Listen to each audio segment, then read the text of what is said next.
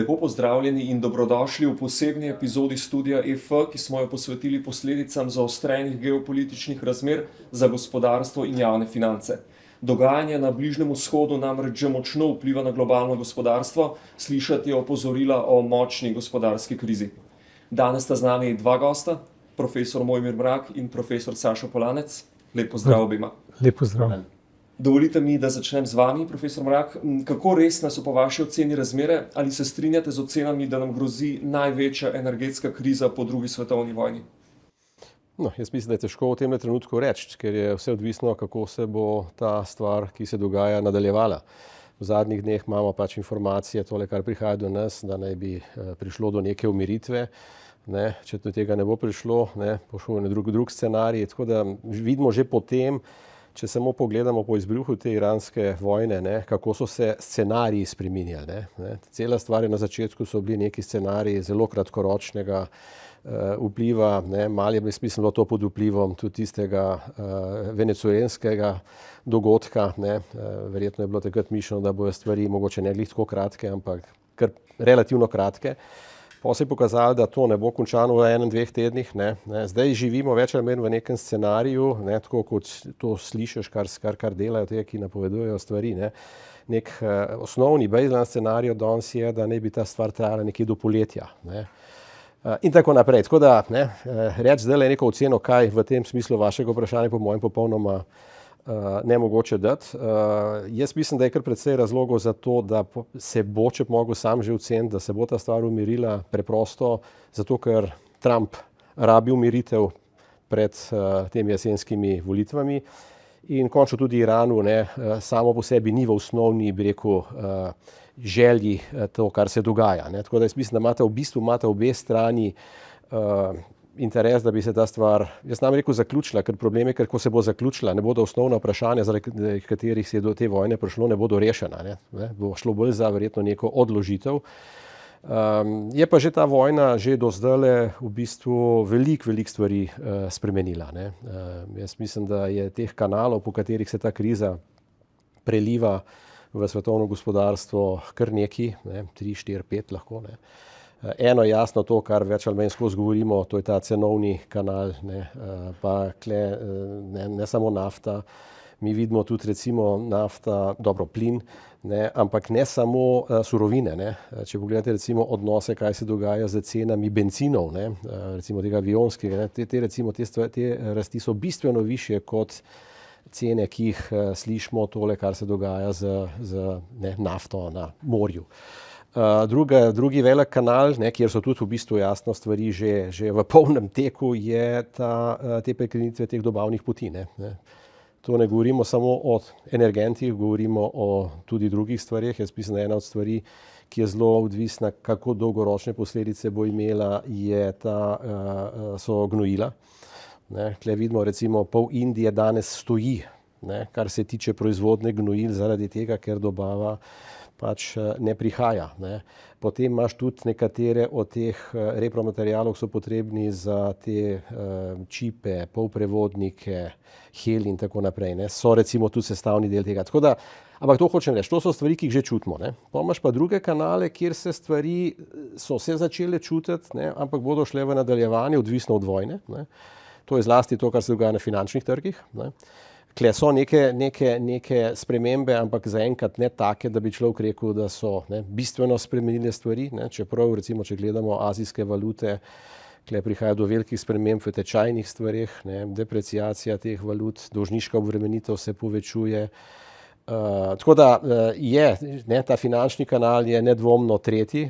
Potem imaš v bistvu kanal, ki govori o tem, da to splošno povečuje globalno neravnotežje, globalne probleme. Tudi če se vojna takoj konča, neko zaupanje, v letošnjem letu je že jasno, da bo gospodarska rast nižja, da imaš v bistvu razmišljanje centralnih bank popolnoma, precej različno, drugačno od tistega spomladi pred izbruhom vojne. Danes nobena od centralnih bank več ne govori o tem, da bi zniževala obrestno mero. Zdaj odvisno je ali zviševanje ali bo mogoče neko obdobje stagniranja tukaj bilo, zlasti recimo pri Američanih to. Tako da teh posledic je zelo veliko, da ne govorimo o gospodarskih posledicah na samem zalivu. turizem, če gledate tukaj okrog, včeraj sem čital en članek, da je v bistvu Ciper prazen, in tako naprej. Tako da, vplivo je veliko, jaz mislim, da ključna stvar pa je, koliko časa bo ta stvar trajala. Tudi če se pa danes konča, so pa te vplivi že kar precej resni. Verjetno bo kje prilike še kaj v nadaljevanju, kaj reči. Jaz mislim, da ima pa tale Iran en zelo velik vpliv na to, kar je bila vloga, če hoče, tega petrodolarja. Tle pa je po mojem Iran že pomeni neko resno spremembo, ki jo bomo čutili oziroma pa svet čutil v nadaljevanju. Profesor Polanec, kako vi ocenjujete razmere in ali smo že v gospodarski krizi? Torej, podatki ne kažejo, da bi bili po gospodarski krizi. Dejstvo je, da 2025 je sicer že za nami in na nek način ni relevantno, ampak imeli smo pozitivno rast, nizko, okrog 1%, 1,1. Zdaj to isto, kar kažejo zadnji podatki za zadnje četrtletje, naj bi bila rast celo 2%, nekoliko višja, kar je lahko tudi gnano z recimo dvigi plač, božičnice in tako naprej. Vse to lahko spodbudi potrošnjo. Tako da ta hip krize ni še zaznati. Boljši indikatorji, ki jih lahko pogledamo, so mogoče te poslovne tendence. Te pa že kažejo recimo določene negativne odzive v gospodarstvu, tako da že veje nek pesimizem. Tudi bi rekel, pričakovanje glede oblikovanja prihodnjih cen so v vseh štirih teh sektorjih, delih privatnega sektorja, v bistvu pričakujejo porast cene. In dejstvo je, da pri cenah, ki so trenutno zaznane, tam recimo, če gledamo Brent nafto, se pravi zdaj nekako lahko rečemo 2 meseca nad $100 za sodček. To je sicer manj kot leta 2022, ko je bilo tega cirka 6 mesecev. Tako da zaenkrat bi rekel, po intenziteti kriza je mogoče imela više špičke v določenih trenutkih, ampak mislim, da je ta kriza na nek način manjša kot tista takrat. Tudi to, kar vidimo, jaz se strinjam z Mojmirjem, da je enostavno motivacija Amerike relativno velika, da se stvari čim prej končajo. Novembrske volitve so absolutno en aspekt. Dejstvo je, da tudi v Ameriki naftni šoki se prenašajo v končne cene bistveno bolj kot v Evropi, kjer imamo visoke trošarine. Tako da te trošarine na nek način pri spremembah v končnih cenah blažijo. Sliši se absurdno, ampak davki dejansko blažijo prenos v končne cene in v odstotkih bo ta dvig manjši. Se pravi, v Ameriki je večji motiv za to, da se stvari končajo, ker bo verjetno na njihovo gospodarstvo to imel večji negativni učinek kot pri nas. Delno smo mi tudi celo uspeli to z zniževanjem trošarin ublažiti, saj recimo v Sloveniji, verjetno bomo o tem še kaj rekli kasneje. Tako da ta hip, se spet strinjam, je negotovost enormna. Ni nujno, da bo prišlo do recesije, lahko pride pač do korekcije stopnje rasti navzdol in da bodo te okrog recimo nič. Kakšne ukrepe naj v teh razmerah sprejme Slovenija? Torej, če govorimo samo o tem blaženju, jaz mislim, da je to, kar je vlada naredila, pravzaprav bilo na mestu. Največji problem, ki sem ga videl, je, da so bile cene naftnih derivatov vzdolž hitrih cest in avtocest, da so imele še vedno regulirane cene, kar je ob dani konstelaciji stvari pomenilo, da so tujci kupovali naše naftne derivate in smo s tem naše zaloge praznili. Razumem ta pomislek, da želimo recimo vplivati na ta trg, ampak to je bilo zelo nespametna odločitev, ki je v bistvu povzročila dejansko motnjo v ponudbi na domačem trgu. Sicer pa mislim, so te ukrepi, kjer so recimo znižanje trošarin, odprava teh taks, okoljskih taks začasno, ki je sicer, kakor razumem, stvari so že končane, so bile na mestu. Pri DDV-ju tako nimamo kaj narediti, bi rekel, vsaj za naftne derivate posebej. Jaz mislim, da je to to, kar je bilo potrebno narediti. Zdaj, če bi se ta kriza vlekla, ne, bi se lahko vrnili v bistvu nabor ukrepov iz leta 2022, pri čemer bi odsvetoval cenovno kapico, ki smo jo mi uvedli takrat, ampak bi sledil temu, kar so delali recimo Francozi, da so subvencionirali del cene naftnih derivatov na licu mesta, Španci so. Skratka, večji del bremena mora prevzeti v takem primeru proračun. Ne. Noben privaten agent ne more zavarovati, bi rekel, trga. Tako da to. Profesor Mrak, koliko časa pa si lahko država Slovenija privošči take ukrepe, recimo znižane trošarine za naftne derivate? Preden odgovorim na tole, bi vendarle šel še nazaj. Ne. Mislim, da moramo te ocene o tem, kaj ta kriza pomeni za svetovno gospodarstvo, zelo nekako niansirati po različnih delih sveta. Ne. Imaš recimo, trenutno so daleč najbolj prizadete azijske države. Ne. Tam ni več sam problem cena, ne, ampak je tudi problem čisto enostavno dostopnost. Ne. Recimo v Evropi tega problema zaenkrat nimamo, ne. Razlogov je več, ne. En je, da smo mičken del, ne. In takrat so bile te ladje že zunaj. Ne.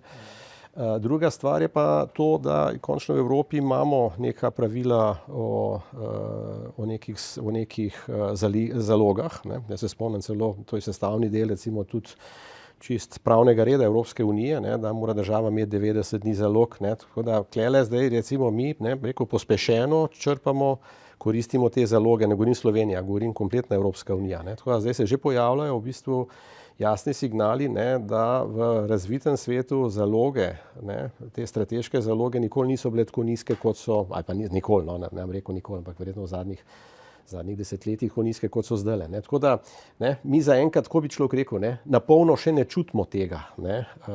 In zaradi tega je tudi ta element dolžine, koliko časa bo stvar trajala, zelo pomembna. Ne. Verjetno moramo tudi to, da če se danes stvar neha, ne, preden bodo tele barke prišle tam le ven, pa ne, bo zopet trajalo nekaj časa. Ne. Je pa res, da smo od nafte, ne, relativno pa manj odvisni, kot smo bili, pa se ne, radi se primerjamo s tistimi 70 leti, to je čisto druga situacija danes. Ne. Zdaj to, kar ste pa vprašal, ne, pa jaz bi to pa generalno, jaz se tudi ne bi upal zale, ne. Definitivno je treba paziti na to, da ne spustiš to vrstne stvari, če greš v znižanje predolgo. Ne. Tako je pa vprašanje, kaj to pomeni predolgo. Ne. Jaz mislim, da ena lekcija, ki smo jo vzeli, ampak ki je jasna, ne, da po letu 2022, takrat tisti ukrajinski zgodbi, jasno, ki je zelo hitro sledila covidu, ne, takrat smo bili, rekel, zelo generozni z javnimi financami. Ne. Zopet govorim o Evropski uniji, pa tudi mi. Ne. Takrat so v bistvu je bilo cela vrsta ukrepov, ki so bili delani en general. Ne, jaz mislim, da tega manevrskega prostora, ne, to je na ta način, jaz mislim, da je tudi Sašo malo to komentiral, ne, tega manevrskega prostora je zdaj, težko je reči, a ga je manj, ampak bistveno bolj se moramo zavedati tega, da morajo te fiskalne stvari bolj usmerjeno, ne, ker to, lejte, naprimer, da se zdaj zniža cena, ne vem, davki za kompletno gorivo, ne, ja, to je zelo, rekel, fajn, tudi verjetno dosti enostavno narediti, ne, sam za celo vrsto segmentov je to nepotrebno. Ne. Je pa res, da če pa hočeš ti targetirati stvari, ne, moraš pa stvari dosti bolj poznati, moraš imeti tudi v bistvu boljše, če hočeš, osnove za to, analitiko za to, ne. Tako da, ja, jaz mislim, da bo teh ukrepov bo manj, odvisno pa bo, kako bo cela stvar trajala. Določeni ukrepi, recimo pri trošarinah, so povezani tudi z evropskimi pravili. In če smo pri tem, kakšne ukrepe ima v tem primeru na voljo Evropska komisija in kateri so najbolj učinkoviti? Malete, tukaj moramo si biti na jasnem, da Evropska unija je na celi vrsti stvari ima pravni okvir, ki daje okvir državam, ne? Ampak cela vrsta stvari na tem področju, tudi če hočete davčnem področju, ne? Ni z EU-jem predpisana. Ne? Tako da imajo države relativno veliko svobode, so pri trošarinah, jasno, te minimumi in tako naprej. Ne? Tako da jaz mislim, da preveč računati na to, da bo evropski nivo kaj bistveno pomagal, ne razen po mojem, kar se bo dogajalo še v dodatni meri in jaz mislim, da bomo imeli v Evropi resne probleme. Ne? Mi smo zdaj praktično, imamo na eni strani skupni trg, ne? In ta skupni trg je v eni veliki meri desetletja funkcioniral tudi na tem, da smo imeli relativno ostre pogoje in državnih pomoči, ne, za to zagotavljanje konkurence. Ne. To se vidi, da v tem novem svetu, ne, stvar ne bo šla. Ne. In kot vidimo, mi na veliko zdaj sproščamo državne pomoči, ampak treba biti si pa jasen. Ne. Državne pomoči lahko v večji meri koristijo tisti, ki imajo boljšo fiskalno pozicijo. Ne. Mi imamo lahko vsi zdaj pravico, da to počnemo, ne. Ampak če je on v bistveno boljši finančni kondiciji, bo lahko to, kar je sicer formalno sem na razpolago, bistveno bolj uporabljal kot jaz, ki sem recimo že zdaj z visokim javnim dolgom in tako naprej. Ne. Tako da če hočete, liberalizacija na tem področju, ne, državnih pomoči, ne, ima na drugi strani po mojem potencialen problem enotnosti skupnega trga, za kar je pa po mojem v tej spremenjeni situaciji po mojem sploh veliko novih vprašanj, ki jih v Evropa do zdaj nismo uspeli dobro odgovoriti. Kaj bi torej Bruselj moral storiti za dolgoročno zaščito pred tovrstnimi pretresi oziroma za zmanjšanje njihovih vplivov? Jaz mislim, da Bruselj bi lahko stimuliral vlaganje v energetsko transformacijo. Vse Bruselj dela že marsikaj, ne? Saj se podpira recimo razvoj teh vodikovih pogonov, investira se na različne konce, tako da ta modus operandi bi se lahko nadaljeval, v določeni meri celo širil. Jaz mislim, da tisto, kar je zelo pomembno, da se da neke širše smernice, da mogoče zadržimo nuklearno energijo, ne, da naredimo to transformacijo, ta premik od naftnih derivatov k elektriki. Ne. Tudi, bi rekel, ta prednost teh naftnih šokov je, da bolj razmišljamo o tem, kaj bomo pravzaprav z energijo delali. Ne. Slovenci nismo kupovali električnih avtomobilov, zdaj pa v zadnjem času, ko sicer tudi zaostajamo zaradi okoljske direktive, kjer bi morali več, bi rekel,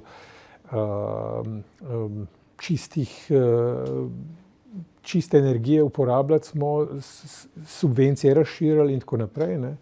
In na ta način stimulirali, da se prehaja v večji in večji prehod. Ne. Nekatere države v Evropi so to že same naredile, ne, ampak mislim, da je to, da recimo v čim večji meri uporabiš električna vozila, pa imaš nek alternativen vir energije, bi bil absoluten plus. Ne. In s tem tudi se zmanjša odvisnost tako od Rusije, ki nas drži na nek način v šahu, pa tudi sicer od drugih, ne, akterjev na tem trgu. Tako da. No, tudi to jaz mislim, ne, da je tole zdaj, kar se dogaja, je mogoče zelo učinkovit ta situacija, ki bo pospešila, prisila Evropsko unijo, da bo šla mogoče majčkeno bolj odločno v te stvari, kot je bilo to v času, če se spomnite prve komisije von der Leyenove, kjer je cela ta tranzicija, cel zeleni prehod je v bistveno večji meri baziral na regulatorni spremembi. Ne. Zdaj pa jaz mislim, da bo pa teh, ne, to, kar je bilo rečeno, teh spodbud od zunaj, ne, bistveno več in klema Evropa ima sigurno določene tudi prednosti, da jih izkoristi. Ne. Jasno, to pomeni tudi za Slovenijo podobne stvari. Ne.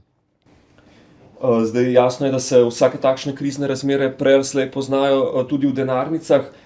Kakšno inflacijo lahko po vaši oceni pričakujemo zaradi vsega tega dogajanja? Ja, inflacija je, bi rekel, ta drugi del zgodbe dinamike gospodarske aktivnosti. Ne? In če se gospodarska aktivnost, bi rekel, je prizadeta zaradi recimo ponudbenega šoka, je seveda na drugi strani tudi dvig cen pričakovati. Ne? To je, bi rekel, nekaj, kar smo pravzaprav že z zadnjimi podatki opazili. Dejansko tisti prvi val, ki se zgodi ob naftnih šoku, se že pozna. Ne? Se pravi, cene pogonskih goriv, tekočih goriv, to je v bistvu že se preneslo in je že prispevalo. Ne? Se pravi, predvsem pogonska goriva, mislim, da so k zadnji inflaciji tam 1% točko prispevale, tam od 3%. Ne?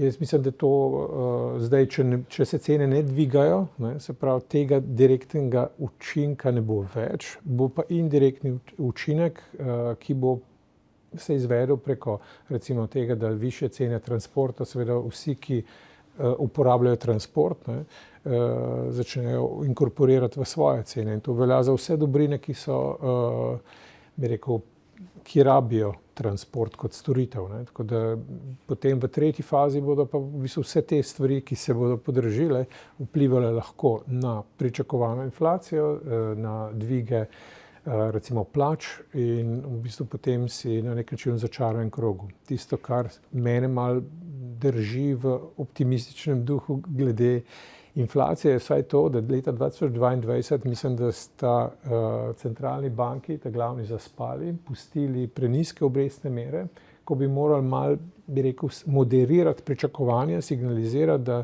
ni dobro, da se ta inflacija dejansko iz, bi rekel, teh od naftnih derivatov prenese v vse druge sektorje. Če dopustiš, da se to da se zgodi, pa da se v bistvu inflacija pričakovanja začne oblikovati, potem imaš težave in ta inflacija potem postane bolj trdovratna. Ne? Tako da smo tudi leta 2022 dejansko imeli znižanje realnega standarda. Ne?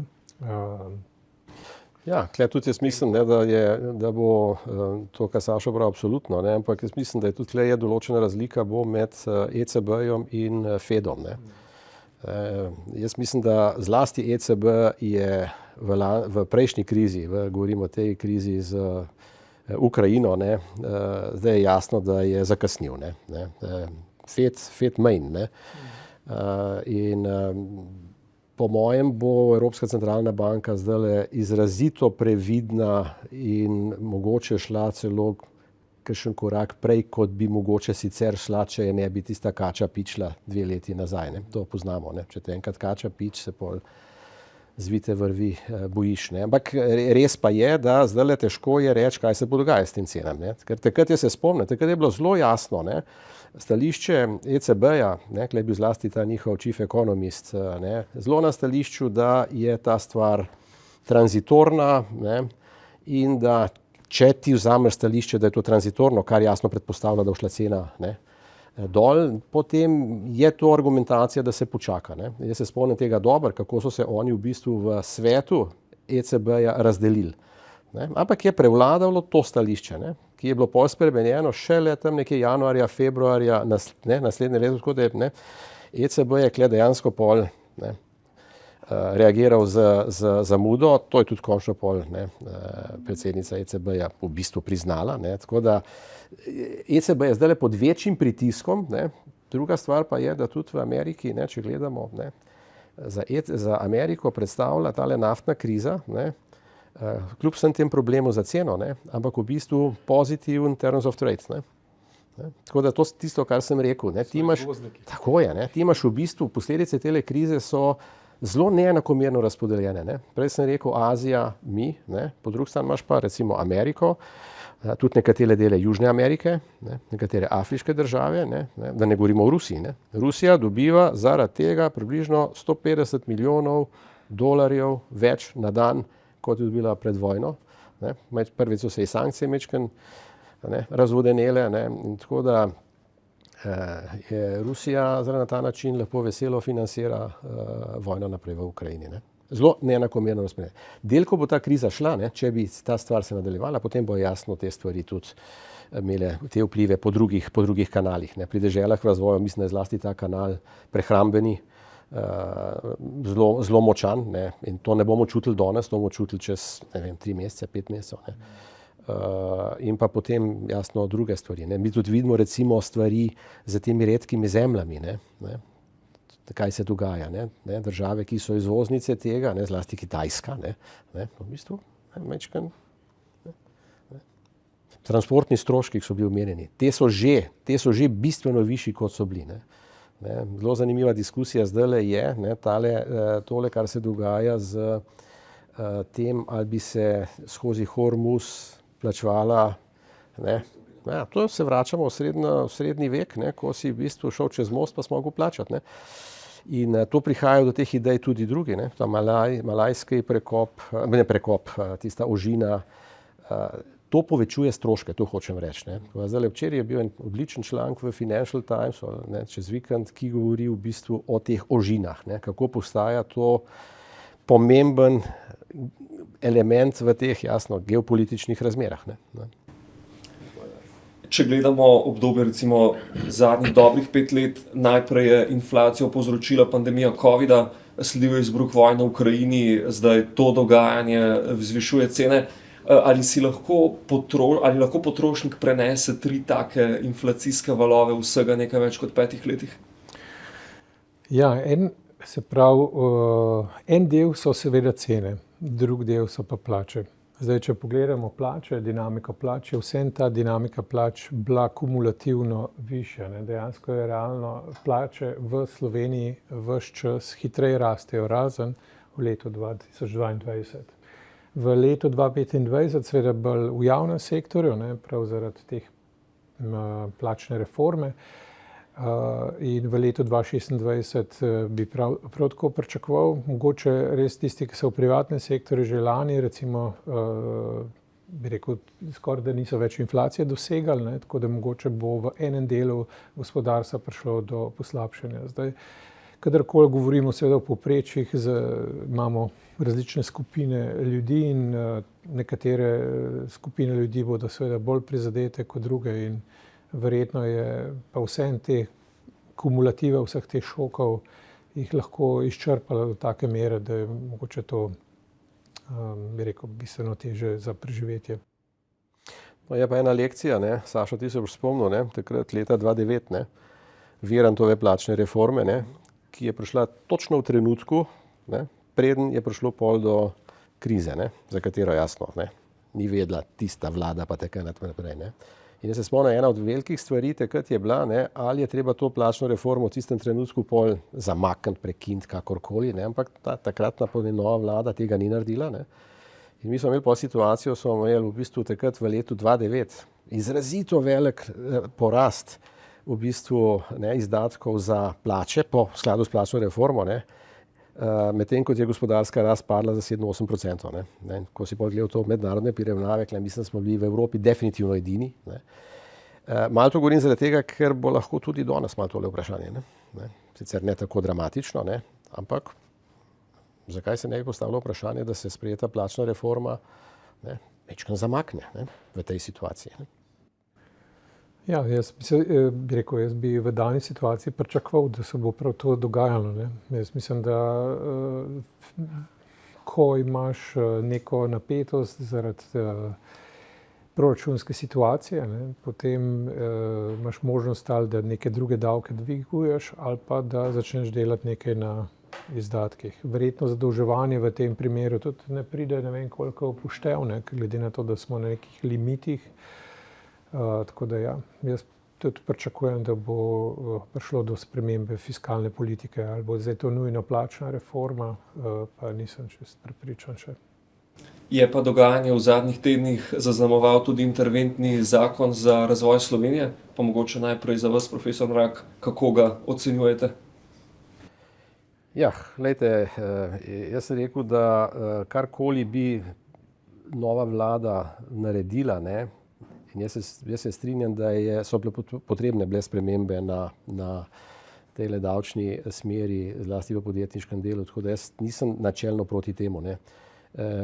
Bi pa moj predlog bil, ki je tudi bil javno povedano, da bi to moralo biti delano sočasno z nekimi spremembami na odhodkovni strani, če hočete bolj natančno z rebalansom. Tega mnenja ne spremenjam. Zdaj jasno, vkolikor bo prišlo do kasnejše uveljavitve tega zakona, zaradi teh stvari, ki se dogajajo, pol jasno, se lahko tudi zgodi, da v letošnjem letu ta zakon prav hudih fiskalnih efektov še ne bo imel, pol boš lahko ti rekel z novim proračunom, pa boš v bistvu to naredil, kar sem jaz mislil, da bi bilo potrebno narediti z rebalansom. In glejte, tam v rebalansu se bo točno dejansko pol videl, kaj je politika te vlade. Mislim, politika, saj potreba nasloviti te stvari, ker veste, računati na to, da bo zdaj znižanje davkov, kar po defaultu povečalo gospodarsko rast, je po mojem relativno naivno. Saj ne na nek kratek rok, tako da bo treba na odhodkovni strani nekaj narediti. Jaz se strinjam, to tudi, kar je Sašo rekel, da vprašanje, če bojo to naredili na tem, na področju plač. Je pa dejstvo, plače so največji del proračuna. To ti ne moš delati resnih odhodkovnih rezov na majhnih stvareh. Delaš jih lahko na večjih stvareh.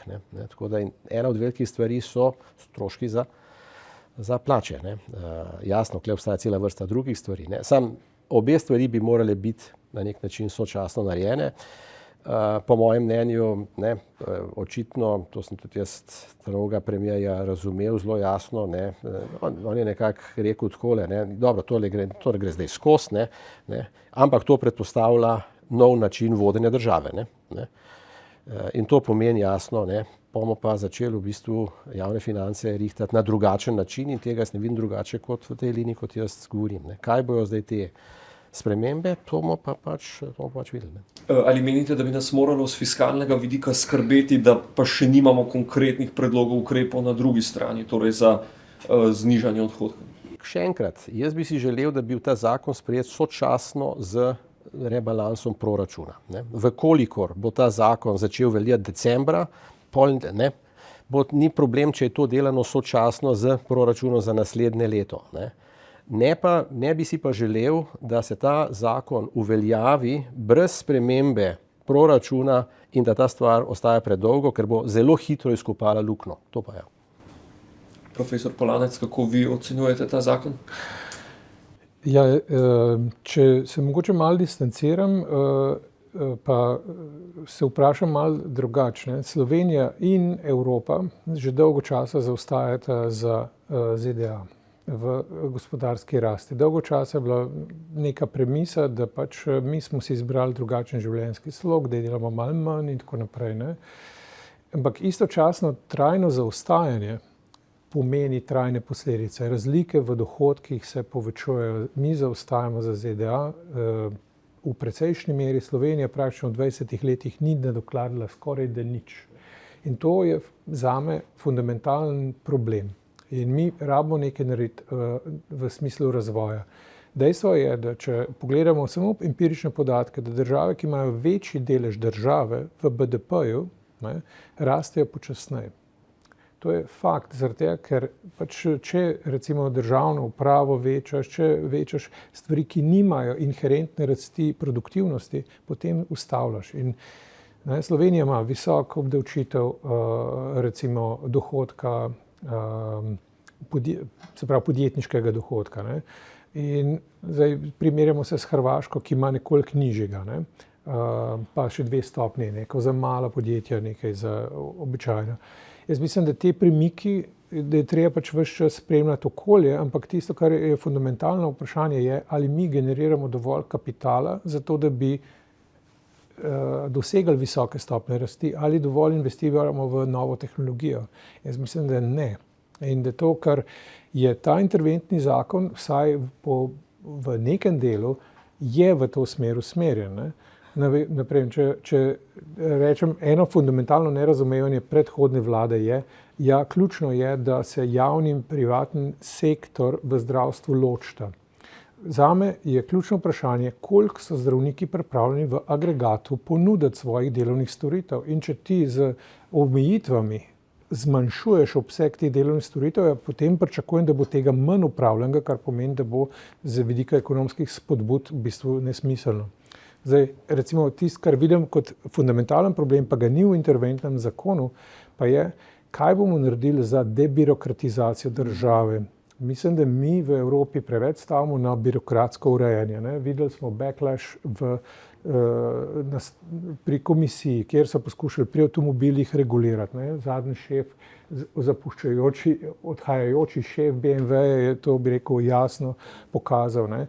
Mi enostavno mislimo, da je za vsako stvar odgovor neka regulativa. Ampak tisto, česar ne upoštevamo, da je kumulativen učinek na 100 področjih, pa dejansko pomeni znižanje gospodarske rasti. Ne? Če mi mislimo, ja, dovoljenja za recimo gradnjo morajo biti tako pa tako urejena zato, da dosežemo, da je ta gradnja bolj okoljsko sprejemljiva. V redu, ampak posledica tega je visoke cene nepremičnin in ljudje si težko te privoščijo. Če recimo rabiš za uporabno dovoljenje 11 mesecev, jaz mislim, da je to katastrofa. 15 dni bi moralo biti po zakonu. In jaz ne vidim odgovora v, bi rekel, tem kontekstu v več birokracije, ampak v manj. In dejansko moramo začeti rezati člene, pa reči, od tega je efekt relativno majhen, stroški večji od koristi. Ne. Če imam že gradbeno dovoljenje, nisem prepričan, da rabimo nujno uporabno. Jaz bi ga ukinil. Jaz mislim, da je disfunkcionalno. Da bi rekel, a je kje kakšno poplavo rešil, so gradbena dovoljenja, uporabna dovoljenja? Ne. Celo lahko povem svoje izkušnje. Pri uporabnem dovoljenju so mi slovnico šli popravljati. Mislim, ne se hecati. Ne. To je, bi rekel, absurdno. In zdaj pa, če se konkretno na ta interventni zakon naslonim. Ne. Se pravi, v tem zakonu je več teh znižanj davkov. Jaz mislim, da znižanj davkov na nek način res ta hip si jih težje privoščimo. Velik problem je od tega, da gre za ocene od 400 milijonov do milijarde. To se pravi od manj kot 1% BDP pa do 1,2–3%. Ne. To je velik znesek, to je v bistvu čas, ko ni najbolj ugoden, sploh po tem zapravljanju predhodne vlade in me skrbi. Dejstvo pa je, da bi rekel, vlade Janeza Janše so v preteklosti imele relativno učinkovit način pri zniževanju državnih izdatkov in pričakujem, da se bodo relativno hitro bi rekel, odločili za to, da je pač treba določene prilagoditve narediti. Tako da z tega vidika me manj skrbi. ZUJF so že enkrat sprejemali, ne? In to je bilo prav v času Janševe vlade. Ne? Zdaj tista spremembe v teh detajlih, ki jih ima ta interventen zakon, je pa več. Ne? Mislim, da je podjetništvo dobro spodbujati, zaradi tega, ker se več kapitala akumulira, podjetniki bodo večji output naredili. Če gledamo najemnine, spodbujati za mlade družine, ne vidim tako velikega problema. Če rečemo, znižamo DDV na 5%, ja, vidim problem tega, da je koncentriran trg, da ni nujno, da bo vse prišlo do ljudi, ampak bi rekel, ni čist, bi rekel, brez konkurence ta trg, tako da je mogoče, ne, vidimo, diskontni trgovci so zelo agresivni, mogoče pa prišlo do znižanja cen, tako da ni čist, bi rekel, enoznačno. Ne. Tako da vidim veliko dobrih ukrepov, mogoče tudi tako ena stvar, ki sem delal samo v researchu. Če rečemo, dajmo socialno kapico uvesti in to zniža recimo te stroške plač, ne, menedžerjem in da bo to koristilo menedžerjem. To iz mojega researcha, ko smo od leta 2004 do 2009 znižali oziroma odpravili davke na izplačane plače, menedžerji tega dviga plač niso videli. Iz podatkov tega ni. Kdo je to dobil? Vsi zaposleni, ker mi imamo v bistvu sistem plačnih, določanja plač tak, da imamo znotraj podjetij plačne lestvice, pa še menedžer, ki je, bi rekel, navezan na to plačno lestvico. In v bistvu grejo vse plače bolj kot ne tako skupaj. In ko menedžerje razbremeniš, bo šlo tudi, bi rekel, ostalim mal več. Ne bo samo menedžer dobil tega. Bi rekel, zato bi rabili strogo močne individualna pogajanja. Ne? Pa jih nimamo. Mi imamo v bistvu kolektivističen sistem določene plač. Evo, tole. Ali nam lahko ti ukrepi pomagajo tudi pri obvladovanju posledic bližnjevzhodne krize? Ne vem, čisto dobro, s čim bi nam tukaj pomaga, ravno s tem, da če bi bili s tem se gospodarsko ojačali, ampak to bo že kakšna druga kriza, ne, verjetno, tako da bi jih direktno vezal s temi ukrepi, če bi jaz bil na tem mestu in v tejle situaciji potem takega zakona v temle trenutku ne bi sprejemal, ne, zaradi stvari, ki sem jih povedal. Ne.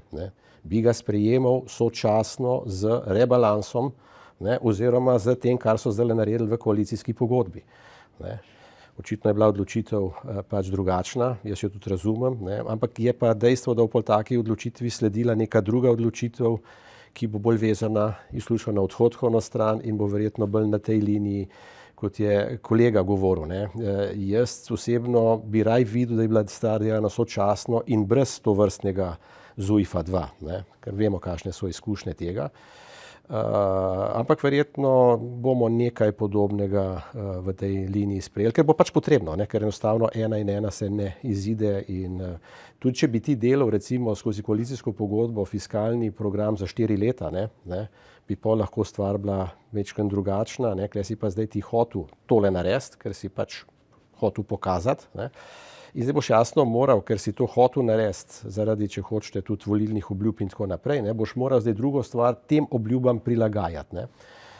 In ne bi bil presenečen, da bo skozi proračunsko diskusijo tudi nekatere stvari, ki so v tem interventnem zakonu bile korigirane. Ne.